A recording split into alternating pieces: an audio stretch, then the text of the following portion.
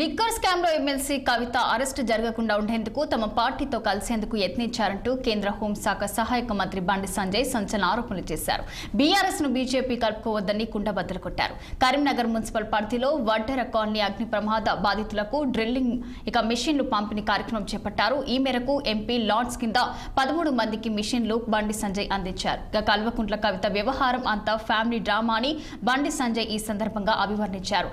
తెలంగాణలో Kalvakuntla art creation cinema నడుస్తుందన్నారు Bandi Sanjay. ముఖ్యంగా తెలంగాణ రాష్ట్ర రైతాంగం తరఫున నరేంద్ర మోడీ గారికి హృదయపూర్వక కృతజ్ఞతలు తెలియజేస్తున్నాం. 2014 సంవత్సరంలో బడ్జెట్ ప్రవేశపెట్టే సందర్భంగా నరేంద్ర మోడీ గారు ఈ దేశంలోని రైతులకు హామీ ఇచ్చారు. రైతుల ఆదాయాన్ని రెట్టింపు చేసి చూపెడతామని చెప్పి ఆ రోజు ప్రియతమ నేత నరేంద్ర మోడీ గారు ఏదైతే హామీ ఇచ్చారో దానికి అనుగుణంగా ఇవాళ 80% రెట్టింపు చేస్తాం. ఇంకో సంవత్సరం వరకు రైతు ఆదాయాన్ని పూర్తి 100% రెట్టింపు చేసేయడానికి ప్రభుత్వం ప్రయత్నిస్తున్నది. 2014లో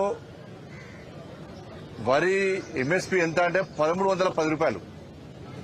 ఇది పెంచుకుంటూ లాస్ట్కు చివరకు నిన్నాక మొన్న కూడా క్వింటాల్కు 69 రూపాయల ఎంఎస్పీ పెంచడం జరిగింది.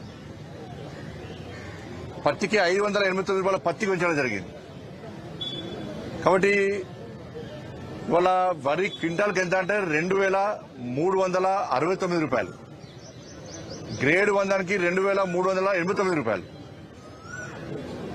1310 నుంచి 2600 తీసుకొస్తామంటే 800 తీసుకొచ్చామని అర్థం చేసుకోండి. వాళ్ళ 80% రెట్టింపు మనం చేసాం. కాబట్టి రైతు ఆదాయాన్ని రెట్టింపు చేయడానికి ప్రభుత్వం కృషి చేస్తున్నది. ప్రముఖ సినీ నటుడు